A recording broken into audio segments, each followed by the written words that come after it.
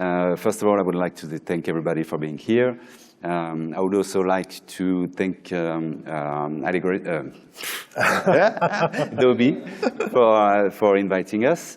I had to do the mistake. Yeah. Anyway,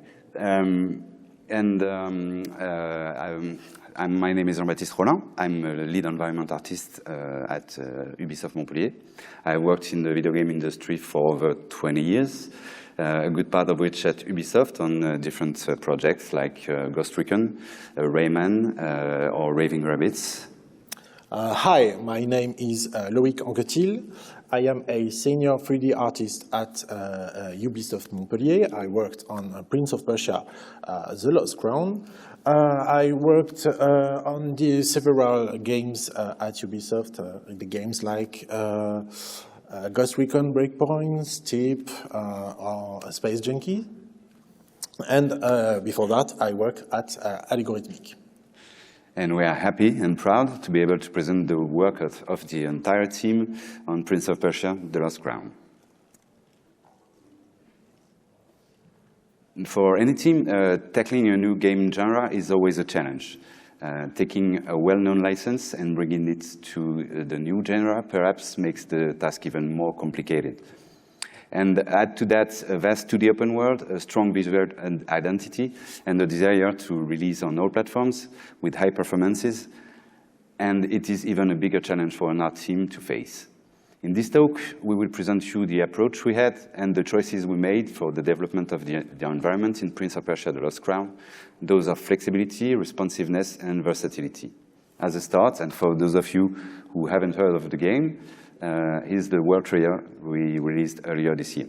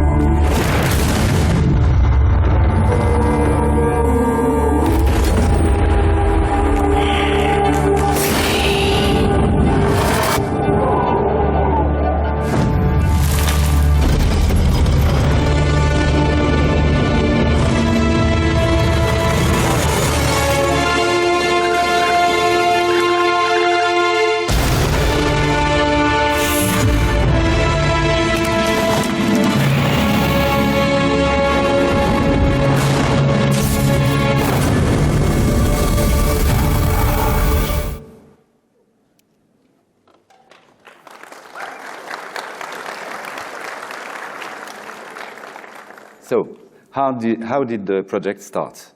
In fact, the project came from the team itself. We started our research with a very experienced team. We knew each other well, and a lot of us had already worked together on Rayman, Origins, and Legends. And over the course of our research, we started to have some really fun 3Cs of combat and platforming.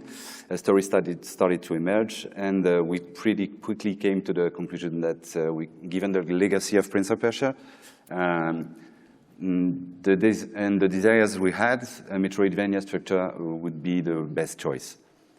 Then the team grew slowly, and as we had no organizational blueprint for this new genre, versatility became the major criterion in the choice of people. Concerning the fact that we wanted the game to run smoothly on all platforms, our strategy was to set a floor level of quality on the Nintendo Switch and establish our standards and improve as much as we could when possible. For the art team, it turned into an impressive set of challenges. At the end, we finished with more than 250 scenes. A small team implies also no specialists. We couldn't rely on usual AAA production methods. And precise platforming and responsive combat made that so we needed the 60 FPS on all platforms and even 120 FPS on PS5. And the environment variety was key because it had a key role for players, orientation, and memorization in this kind of games.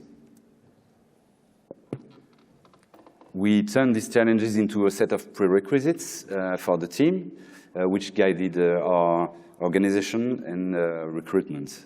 For those of you who have worked on Nintendo Switch game, you know our challenging is 60 FPS, so we needed to be able to produce, to respect the performance constraints, and it was very challenging. And we wanted the artists to be able to produce all the aspects of Biome and to have a real ownership on the Biome themselves. And versatility, we thought versatility and responsiveness would be the key because until the very end of the production, in this kind of games, you can change everything, almost everything, because playtest is king in this genre. So level designers can change at any time some tweaks and some passages between levels. Sorry. But first, let's talk a bit about the art direction of the project. We discussed a lot with Jean-Christophe Alexandri, the artistic director, to find the right tone for the environments. We wanted them to be visually striking on all platforms. We wanted to respect but modernize the legacy of Prince of Persia, and we wanted to support the narration. So we had to find the right stylization. At Ubisoft Montpellier, we are kind of experienced in the 2D side scrollers because we worked on Rayman and Valiant Art also. So we had this experience, and from this experience we knew that readability was crucial, especially for when you have a fight and fast-paced action.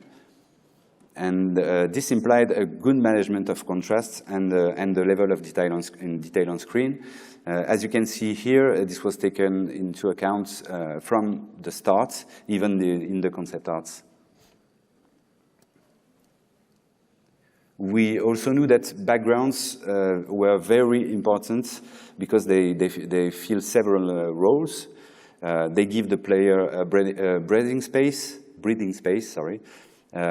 because as this genre often implies tight navigation, sometimes the player needs to have space. There are support for the narration, of course, and landmarks, and it's the best in this genre. It's the best way to tell stories without disturbing the gameplay, and they also create point of interest, and it helps the player memorization because Metroidvanias are all about memorization and going back to backtracking to a place you've seen before. So they needed to have this point of interest and orientation. And we also wanted a wide diversity of environments, again for narration and orientation, and they also matched with the player's power acquisition, because, for example, once you've acquired the air dash or the double jump, the spaces change. You need much more room for the player to jump, so we had to adapt the environments, and we couldn't do only architecture, for example. And we also, of course, wanted to surprise, amaze, and maintain the player's desire to explore. And at the end, we have something like 15 different biomes, including the variations of some biomes in the whole game. And concerning the characters, we wanted them to be iconic, with, of course, a strong identity, to have striking silhouettes, simple color codes, and simple materials. Because we wanted them to be really readable. And so we also had to manage the contrast between the player and the environments. So we had to adjust the level of detail and the level of contrast of the characters and create the environments according to that. And of course, the Metroidvania also implies many enemies. So we had a huge diversity of enemies. And they also follow the player empowerment, so enemies become more powerful. So, and you had to create great diversity and to show their power.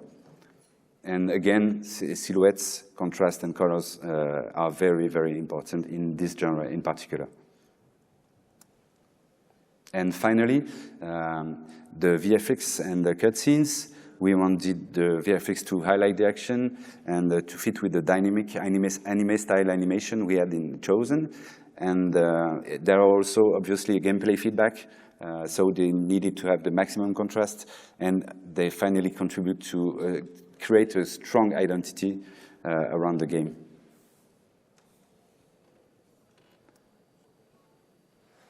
So from all these artistic and narrative intentions emerged attitudes concerning the development of the environments. The settings had to find their right place. They had to be striking enough and memorable enough to support the narration and to help guide the player, but without taking precedence over the gameplay interactions and the readability. And from here, we were able to highlight several points that we could communicate to the team.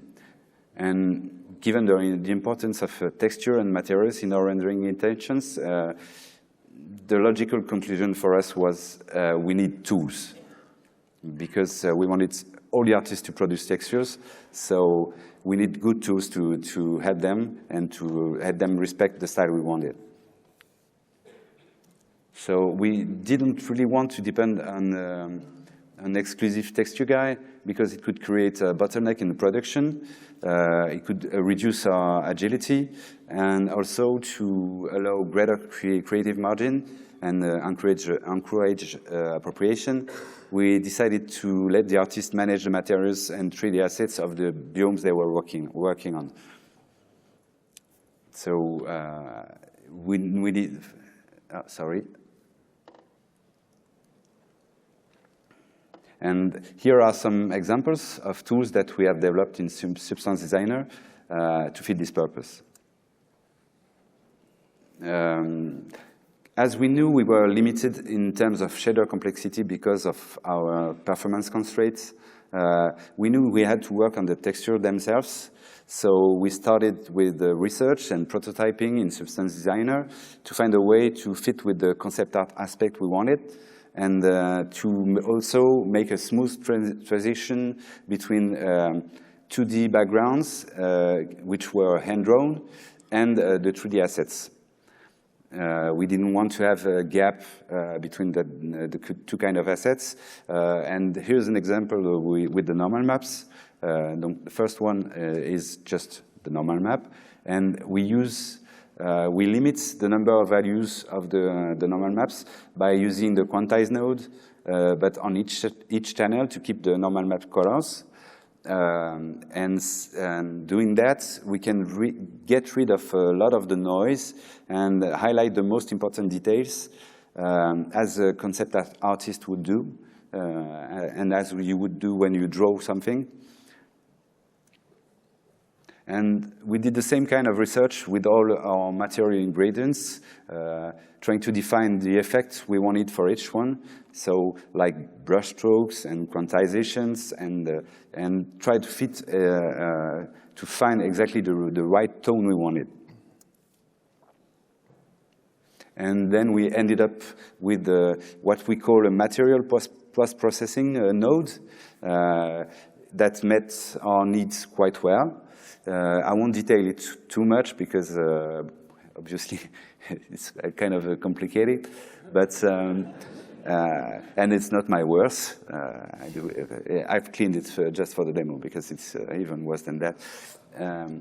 But you can see that we start, for those who know, from a dispersion of brush strokes, and then we use these brush strokes to deform the different textures, and we also apply treatments such as quantization, as I said before, and contrast to match with the render we wanted. And here's a video showing the final use of the tool. So you just plug your material, and then you have a lot of parameters that have been exposed for fine-tuning, but we also have presets. So the artist can choose the presets and then fine-tune, for example, the number of values of the normal map, and the effect of the brush strokes on the albedo, for example. and even the color quantization to limit the values of color in the albedo also. And for the ingredients, for the assets, 3D assets that were created from high poly and baked, we used the same node, but with 3D noise and triplanar scattering to be able to apply the same post-process on these kind of assets. The main difference is that we can directly plug the position and world space to the material, and then yeah, it's just a black screen, not cool. And then we apply it to the texture of the object. And another thing that seemed important to us is the management of colors, because it was very important for us for multiple reasons. Because color is subjective. All artists have different perceptions and some sensibility, so it's always hard to have a how do you say, uniform treatment of color if everybody is using it differently. And we also wanted easy reskin and variations, so the idea was to work with the gradient ramps, sorry.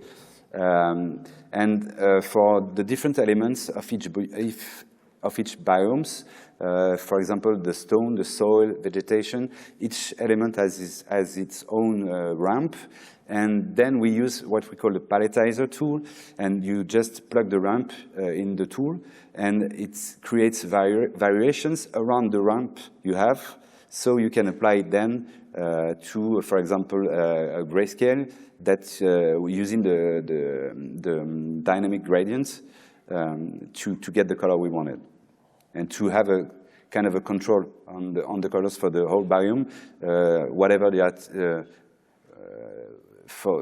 artist working on the biome. So here's an example with the two gradients. Then they go through the palletizer, and then we can change the colors of the moss and the stone separately, and then tweak it, and we still stay in the color range we wanted at the start. And little by little, by pushing our research, we ended up building a kind of a toolbox.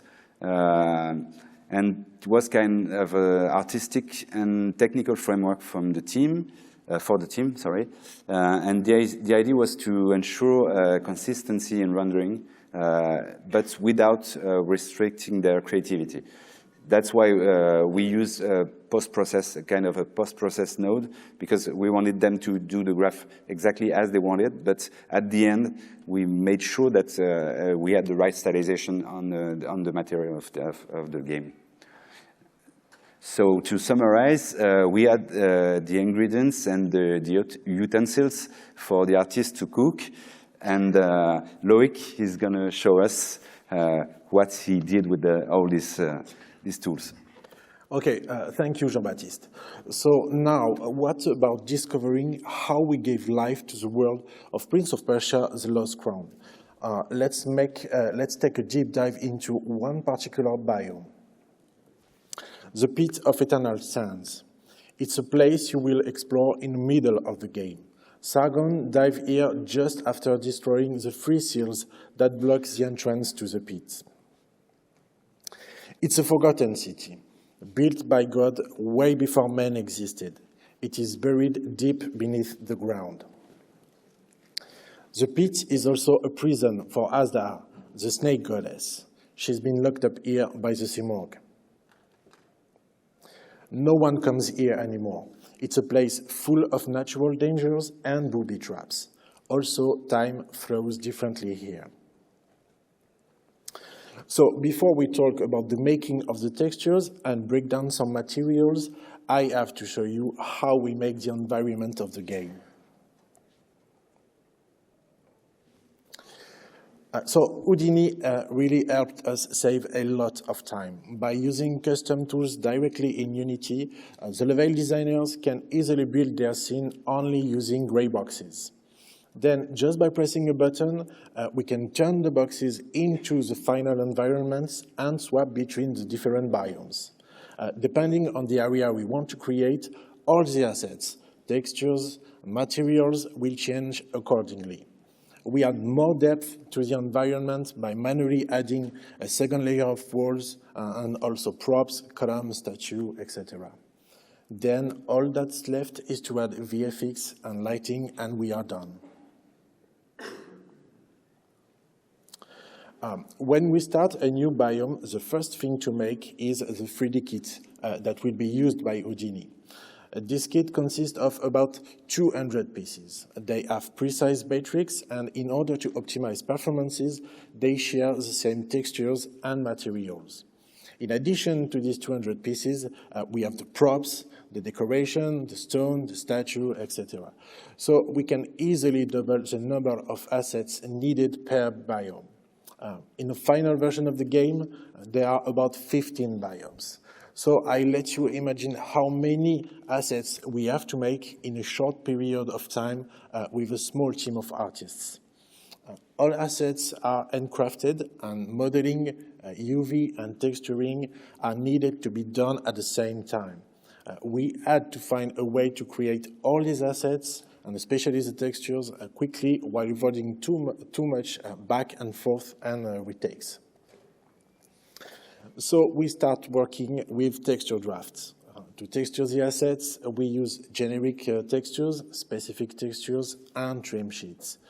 We create our drafts using Photoshop by blending images, modifying them. Sometimes we even undraw certain parts. At this moment, we do not take care about the render of the texture or if the material fits with the art direction. We only concentrate on the layout of the trims, the shapes, the patterns, how many generic materials do we need, what kind of materials do we need, and what will they look like. And we are modeling the assets at the same time, so we can instantly test the textures on the meshes. We can quickly make changes on the layout of the textures or test some different patterns. We also can make changes on the meshes, like tweaking the UVs or subdividing the meshes where it's needed. At this moment, we test things, we explore different options, and it's a true moment of creativity. But it's also very, very practical. It's practical because in the end, when the drafts are finished, we already know that everything works. We know exactly how many textures we need to create, what they look like, the layout of the trim sheets, the pattern we need. Long before the final versions are made, we already know everything is working, and we have a good idea of what the biome will look like. So now that I have my textures drafted done, I can proceed to the production of the final textures in Substance Designer. Let's break down some of the architectural materials I have done for Pit of Eternal Sounds. When I start creating materials for a biome, I will always start with the most generic one. And in the case of the pit, it's the base stone wall. I will spend way more time with this one than the others because I will use it as a template to create the other materials. With this one, I will define the visual language of all the textures of the area, the surface detail, the color of the albedo, the intensity of the roughness, etc. Also, based on the concept art I have for this area, I know I will have to sculpt some statues and make dedicated gameplay elements. They will have specific textures, so I will probably use Substance Painter to texture these assets. I will use this material in Substance Painter, so I might expose a few parameters depending on my needs. Here is an overview of the base stone wall graph. At the end of the graph, on the right, you can see two groups of outputs. Because we use a custom shader in Unity, we have a specific way of packing the textures. The group of outputs on the bottom are dedicated to our packing. And on the top, we have the classic PBR outputs to be used with Substance Designer and Substance Painter. As you can see, there are colored frames dividing the graph into different parts. Each of these parts is a specific step in the creation of the material. We have the surface detail part, the albedo creation part, the blending material part, and so on. As I said before, this material is a template for the others. And the idea behind this division of the graph is to allow both myself and the other artist to draw from this graph, take some parts, reuse them to save time, and adapt them as we see fit. I could have exported these parts as a BSAR file, but I really wanted to keep these parts open and easily modifiable. Most of the time, once I'm done with the generic materials, I will put them as templates in the specific template folder in Substance Designer. So when we want to start on new material, we can use them as a start. Now let's see the graph in detail. When I'm working on a new material, I always start with the height map. In Prince of Persia, there are many abandoned and destroyed places, and we knew that many textures will need cracks, so we created a custom node for that. My starting point will be using these cracks mixed with a 50% gray. And I will continue, we continue with the surface detail part of the graph. By mixing different noises together and blending them with the previous step, I have my first layer of details. Then I add a second layer of details with some small holes and a second pass of noise, this time modified with the post-processing tool made by Jean-Baptiste. The third layer consists of the surface scratches.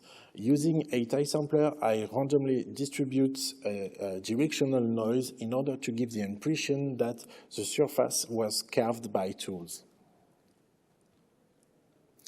The third step is the last one. I can now convert my height map into a normal map, and my two channels are ready. Let's continue with the albedo part. The first layer of the albedo serves as the foundation for a stylized rendering. I'm looking to simulate an ink wash effect. To achieve this effect, I connect a noise into the post-processing tool and tweak the level to obtain my base noise. Then I create a brushstroke map using some custom alphas with tile samplers. And finally, I modify my first custom noise with the brushstroke map using a multi-directional warp. My base ink wash noise is ready. I can now apply colors to it. So as Jean-Baptiste showed you before, we use the palletizer to color our albedo. Not only does it bring a lot of color nuances, it also ensures color coherence across all textures. Here is the ramp for the pit of eternal sounds. I'm using my ramp with a gradient dynamic on the ink wash noise we saw earlier. The final step of the albedo part is to generate a very subtle curvature and blend it with my colored noise. By doing this, I add a slight pencil effect on my albedo. To finish the first pass of the material, I'm creating my roughness simply by converting my albedo into a grayscale texture. I invert it and modify the levels. I plug all my channels into the post-processing tool to finalize the material, adding some subtle effect on the albedo and quantize the normals. The base tone wall material is now done. I blend it with our generic sand material and expose some parameters. As I said earlier, this material is the standard for the creation of the other materials. I can reuse different parts of the graph according to our needs, but we will also use these generic materials to create specific textures. Here, I'm texturing in Substance Painter a statue as sculpted for the biome. After baking the mesh maps, I'm using a SBSAR export of the base stone wall. Using some generators, I highlight the detail of the mesh. And then all that's left is to add a layer of sand on the statue.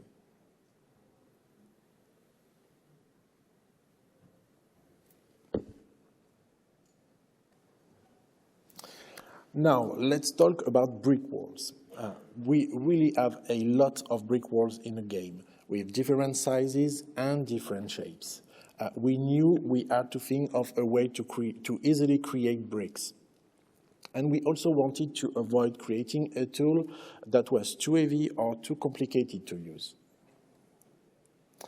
So with the same philosophy of reuse and time saving in mind, I took the time to create a reusable part of graph to generate bricks with only one input and one output.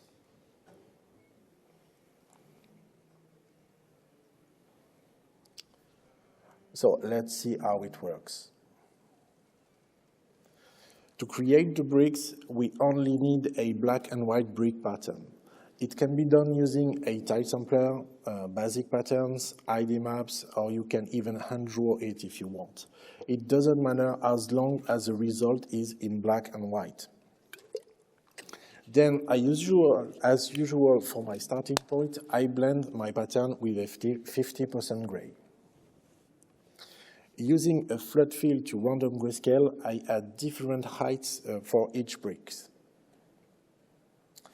And in order to create big damages on the bricks, I randomly distribute a grayscale gradient in the brick pattern using a flood fill mapper. And to give the gradient the appearance of broken stone, I simply use a slope blur on it. Finally, I blend the damages with my base height. The second step of the brick generator starts with another slope blur in order to unify the texture. Here, I'm looking to add more movement to my brick surface.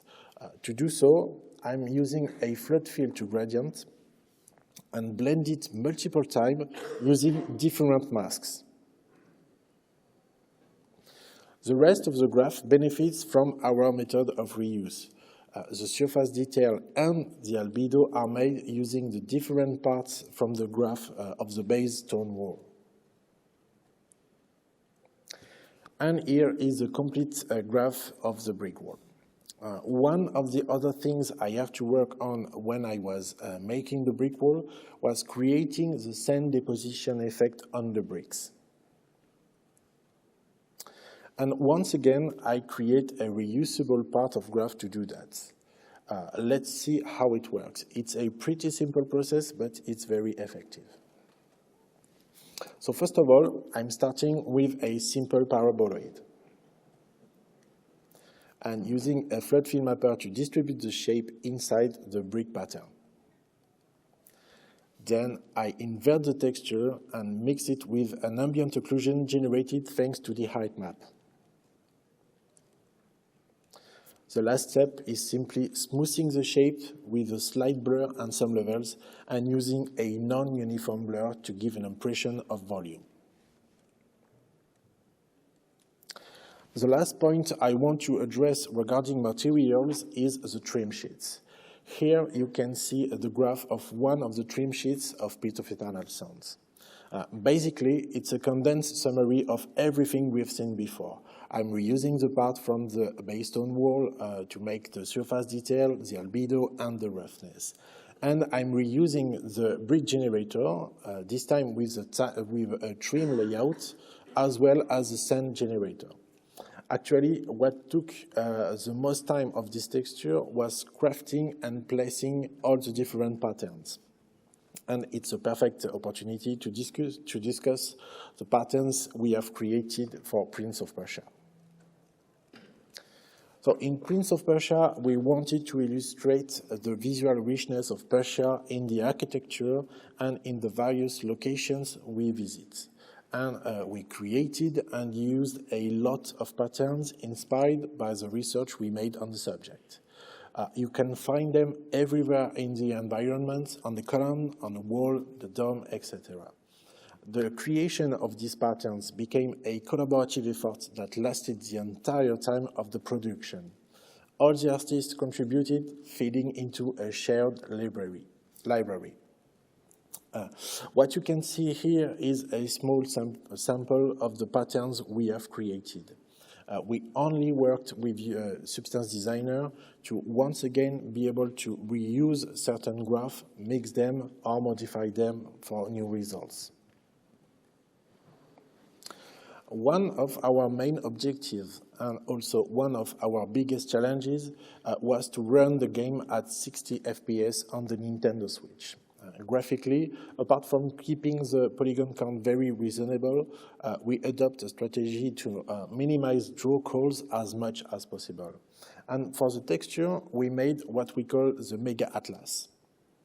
Basically, all the textures made for a biome are packed into big atlases, reducing the number of textures called, reducing the number of materials needed in a scene, and optimizing the combination of meshes based on materials. So now that we have all the elements, I will let Jean-Baptiste explain to you how we cook the environment. Thank you, Loic. So we had the tools, and by working on all aspects of their creations, artists knew the assets and their biomes very well. Narrative and gameplay intentions were clear to everybody in the team, and we still had to bring it all together and build the world we wanted to take players into. So to be able to put it to the test as quickly as possible, we have chosen to start with what we call the sample scenes. So basically, it's a scene that's not in the game, but built in exactly the same context. Everything is exactly as the game, the controls, the lighting system, camera, etc. And in fact, it's a playground where all team can test different things and iterate via dedicated subscenes.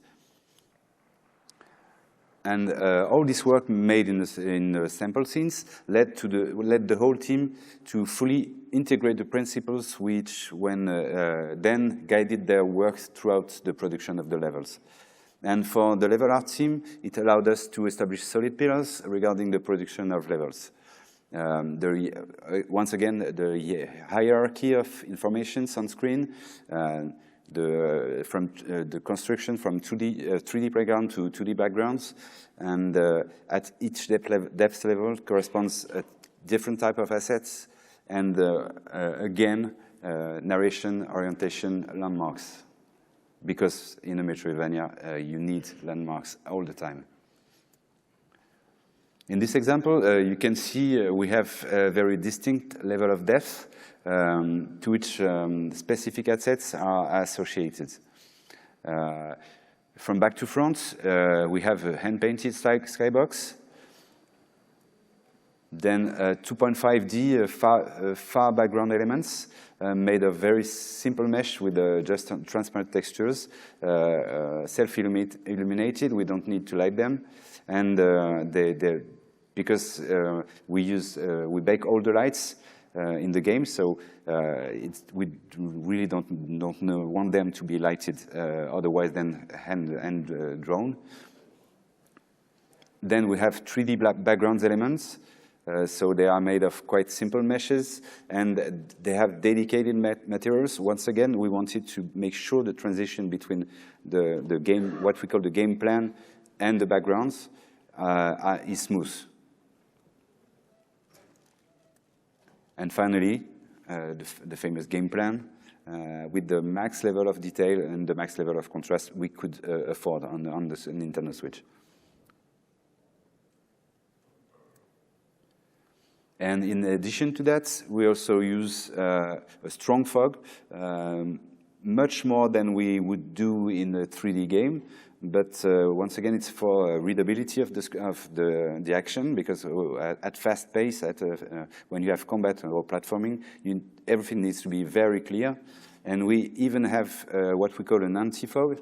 It's a feature we developed in Unity to create a silhouette effect on the foregrounds, and that maintains the player's attention exactly where we want. It means on the playing area.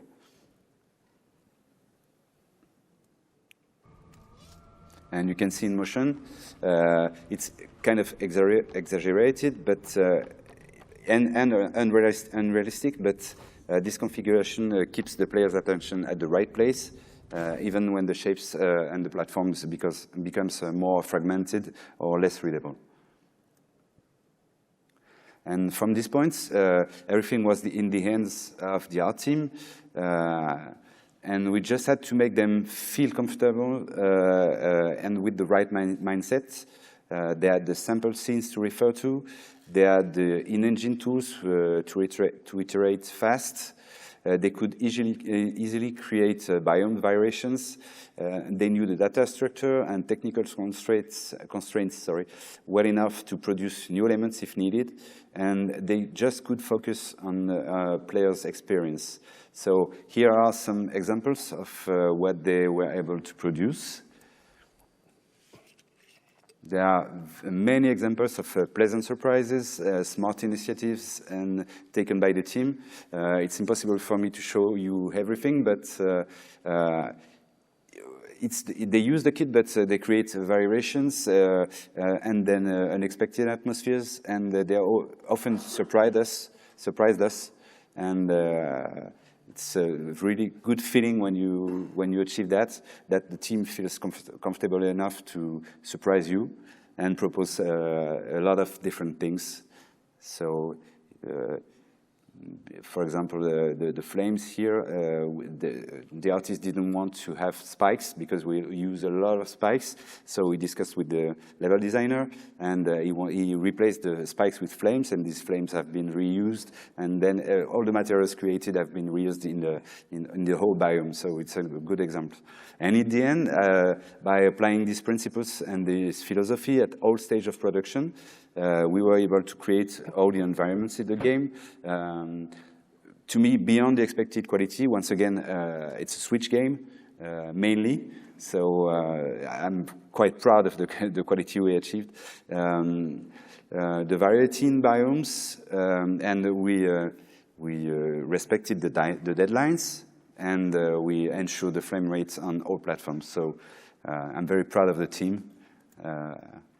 And to conclude, a side-scroller action game is in a 2D open world, as vast as the one we developed. It turned out to be much more complex than we initially imagined. And running it on Nintendo Switch at 60 FPS was a real feat for everyone on the team, regardless of their role. But if you have the right tools, the right organization, and above all, the right people, these constraints can become a real creative stimulus.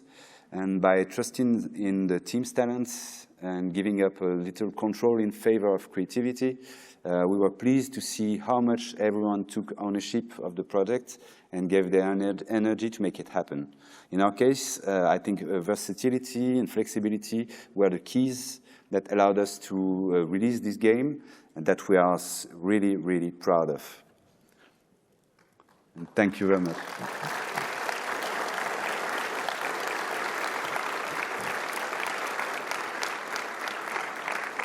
Thank you. I just would like to take the opportunity to salute all the team in Montpellier. I don't know if they're watching, but they will be, maybe. And if you wonder, yes, the guy in the middle is the real Jordan Mechner. He made us the honor to visit the team because he has a neighbor. So thank you, Jordan, for coming to see us. Thank you very much.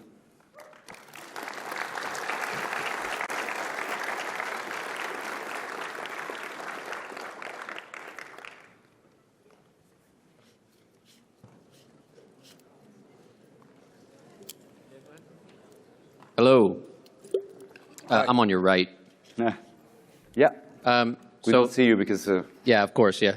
sorry. Thanks so much for the presentation. You do have a lot to be proud of. The game is beautiful. I think it was awesome. Thank you. I had a couple of questions. One might be kind of hard to summarize very quickly, but you kind of briefly mentioned that you combined all of your textures into a mega atlas for performance reasons, draw calls, memory, and so on.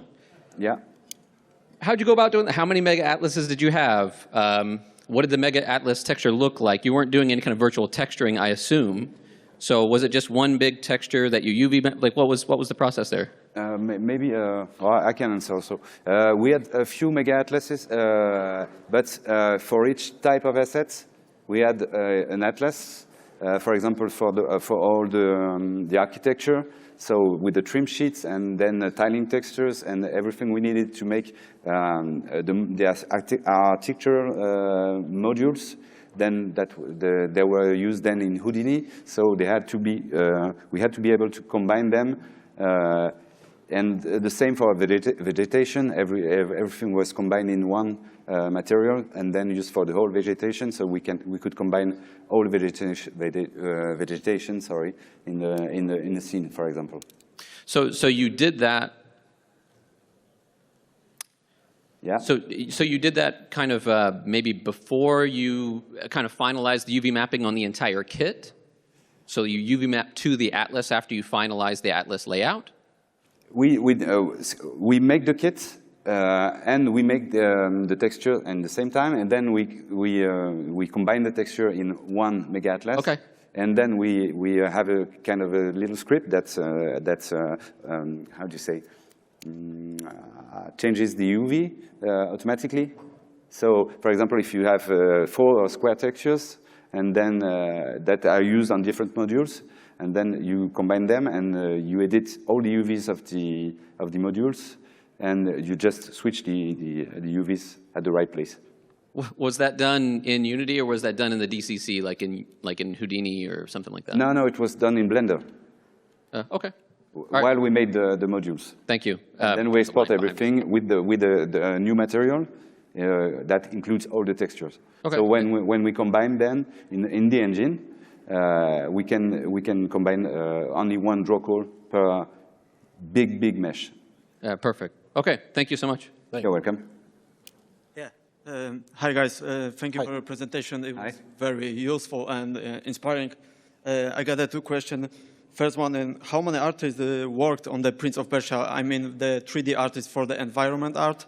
And the second one, was there any difficulties to artists to switch styles from the realistic ones like Ghost Recon to the more stylized one like the Prince of Persia? Thank you. For the first question, I think at the maximum we were 12.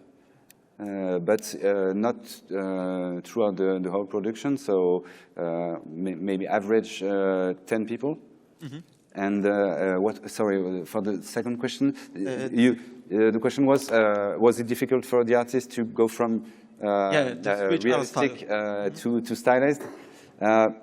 The thing is that they participated from the start to the research on the stylization. So we created tools, but they could test it, and so it made things much easier because they didn't just drop in and had to do things. They knew what was the process, and by using tools in Houdini for the materials. It was quite an easy way to make everything uniform in terms of stylization. Yeah, okay, thank you. You're welcome. Hey, how are you doing? Hi. You mentioned that you use 2.5D in some of your background assets, and I was curious on what tool you used to do those assets and what was the benefit in using 2.5D? We don't use specific tools. Okay. We just create the textures and then do the modeling according to the texture. So, for example, if you have a lighthouse in the background and you want it to have, because we do that because we want to have parallax sometimes on some assets, just give volume. So you just cut your mesh and then create the volume according to the texture. It's very it's old school and very simple, and it just works. Okay, cool. Thank you. No, nothing fancy. Sorry. Hi. So I have a substance designer question. So personally, like when I feel like I'm at the level where I can, follow a tutorial and like from there kind of go and make it my own. But how long did it take you to like say look at a reference and go, oh, I know I need to do steps A, B, C, and D to achieve this look? How long did that take you to achieve that level of proficiency? And do you have any tips to? You mean personally or for the production? I mean, like for you as an artist. To be able to anticipate the creation of the tools according to the result you want to get, if I'm right. Was that the question? To develop the skills to be able to look at something and intuitively know that, like, how to do that in Substance Designer. I would just answer for myself. I just try. I don't. At the beginning, I don't know. I just try a lot of things, and I put a lot of nodes, and sometimes ideas come. And for example, for the quantization of the normal, I don't know. I don't think I invented it, of course. But I was trying with the for example, the albedo, the quantize, kind of worked. And then I asked myself, what would it be if we limited the values of the normal and trying to keep the normal colors, of course, because otherwise it almost goes everywhere. And it worked. So, and then we added, we didn't develop that, but we added brush strokes in the normal maps and a lot of things. We didn't use, unfortunately, some of these features arrived at the end of the production, so we couldn't use everything, but we had a lot of tests and so it's by doing it.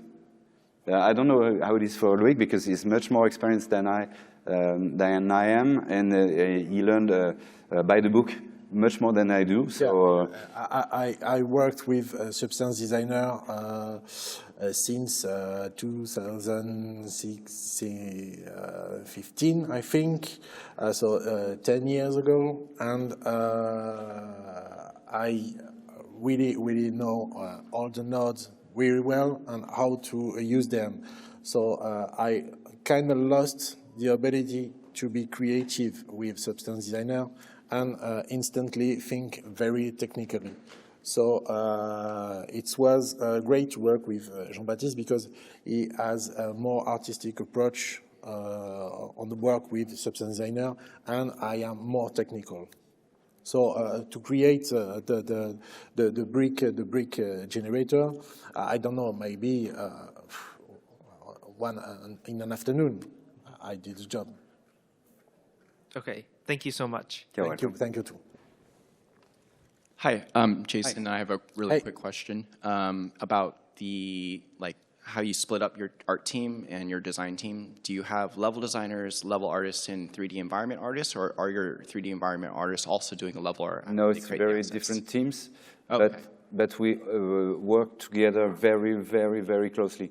We are even in the same room, and the lead level designer, we talk every day, and he's also in charge of the whole world, not only the level design. So he's got a much more overview of the whole things, even in the narration. And it's a guy that Christophe Pic is his name. He's a great guy. And he also draws very well, and he's got a very good artistic eye. So it's very easy to and I'm kind of used to working with level designers, so we know each other well, and we know the other's job well, and it's the same for the team. And they talk every day. And it's not we don't force binomes. I don't know if it's the correct word. Sorry if does it mean something? No. Not couples, but team of 2 people. I don't know how do you say it? I don't know. Pairs. Thank you. We don't force them, but occasionally they have to work together, and they just talk, and it works. Does your environment art team also do the level design work or level artwork, or is there like environment artists and level artists separated? I don't really know the difference, but you mean between environment art and level art? Yes. In that kind of game, it's just exactly the same job. Okay. For me, yeah. It's you create a. We didn't want to have a team that creates the assets and a team that just because of the the feeling of ownership is very, very important, much more than trying to control teams just to make sure that it's okay. But you lose a lot by if you want to control too much. So we wanted the artists to go from the creation of assets, textures, to the level arts, and even some of them did some lighting first pass before the lighters finish the job. Thank you so much. Thank you. Thank you. Oh, can I ask a question? Could you talk a little bit about how the world map was created? Is it generated, or I mean, I imagine it's changing a lot and stuff like that. You mean the world map, like when you go into the pause menu and you look. You mean the world map in the game? Yeah, in game. Handmade. Oh, and someone like if there's a change, someone just redraws it. We generate. Maybe you saw the map at the end. It's not the in-game map. It's just in Unity. We screenshot automatically every level. So we have a good idea of the state of each level, because every day it generates a huge image of the whole world. And from that, concept artists draw the final map of the game. But every day we can see where is the lighting. Is the lighting okay? Transitions between different levels. If it's okay visually. It's a huge overview of the whole game, and it's very, very practical. And we developed that, and in Unity we asked to a tool programmer to do that for us, and it happened to be very useful at the end. Okay, cool, thank you. Hi. Hi. Speaking for everyone who attended this talk, I just want to say that we probably all love your games and want to see more, whether it's Prince of Persia or Rayman or something else. But do you guys and the team have any plans for anything coming up? I can't. I'm sorry. I just can't answer. I just can't answer this question. I just can't. Thank you very much. Sorry. That's okay.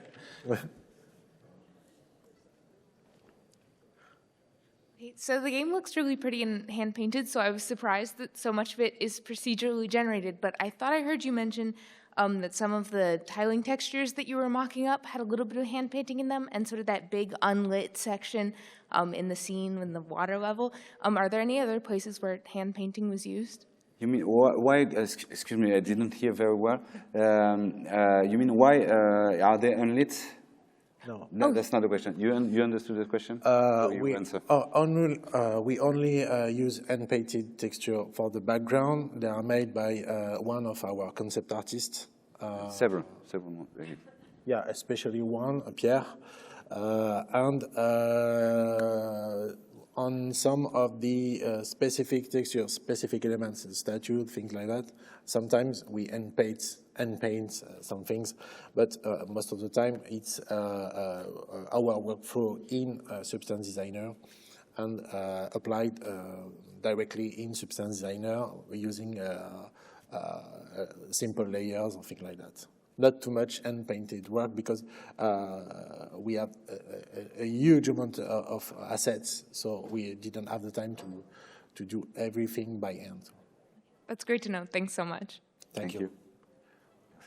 Hello. Your games look Hello. really amazing, and from the picture it seems you guys have a very small team. So I'm a character artist, and I know you guys work on the environment mostly. I was wondering how much did you guys have to do outsource? Did you guys even did any outsource, or did everything in-house? No, we do Everything everything. in-house. Well. We, for the concept art part, we had freelancers, but for all the art of the game, it was in-house. That's amazing. And how many character artists did you guys have? Characters? Character artist, how many? Five, yeah. I think. Thank you. Thank you. Hello. Hi. Hi.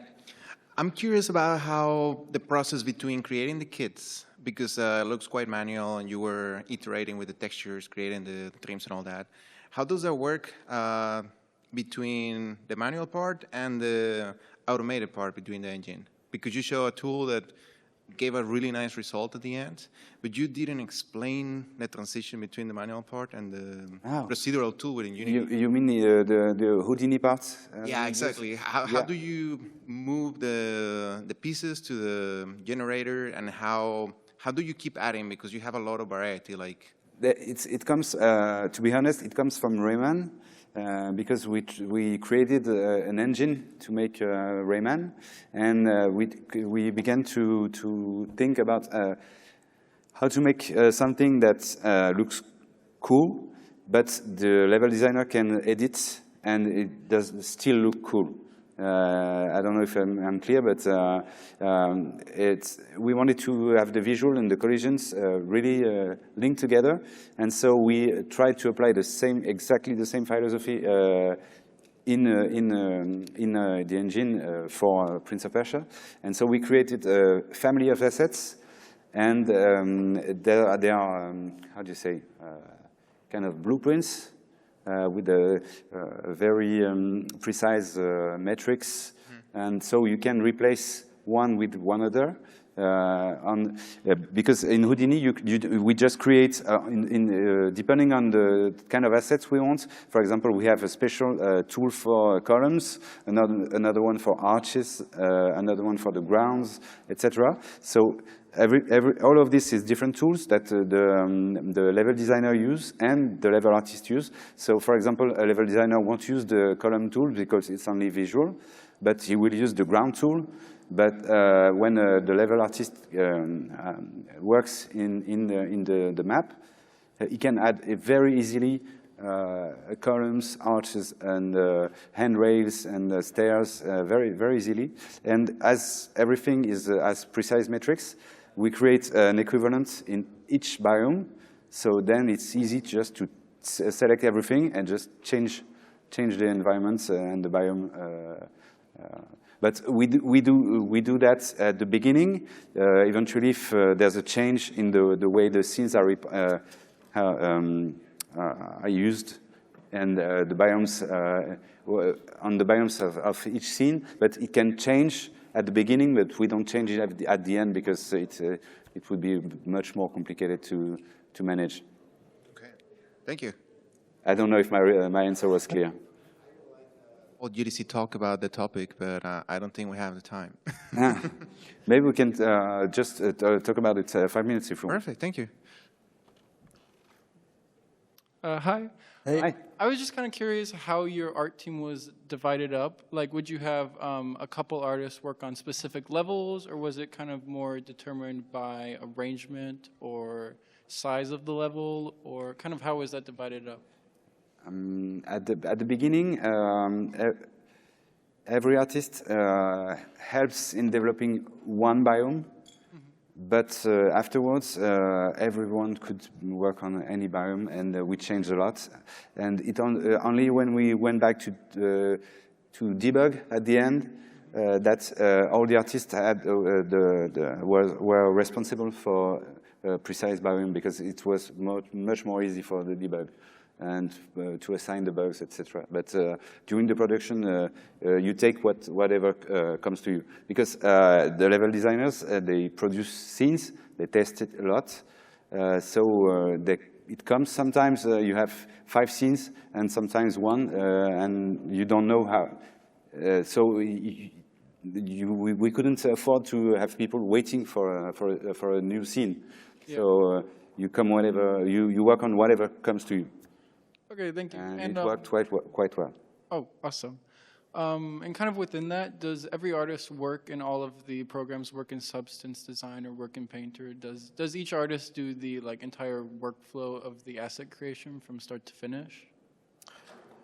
For texturing assets? Mm-hmm. And modeling them. Yeah, I don't know. Depending on the skills of the artist, some are more skilled in sculpting with ZBrush, and others are more skilled in texturing. So we tried to create processes that could ease the job for all the artists. So those who didn't really are skilled in designer can take some part of graph, something like that, and experiment with it and create textures. And indeed, for the sculpting part, it was maybe on the team 2-3 artists that exclusively did the sculpt. Okay, thank you so much. Thank you. Thank you. Apparently, we can. It's over, I think. Sorry. Thank you, guys. Thank you. Thank you very much.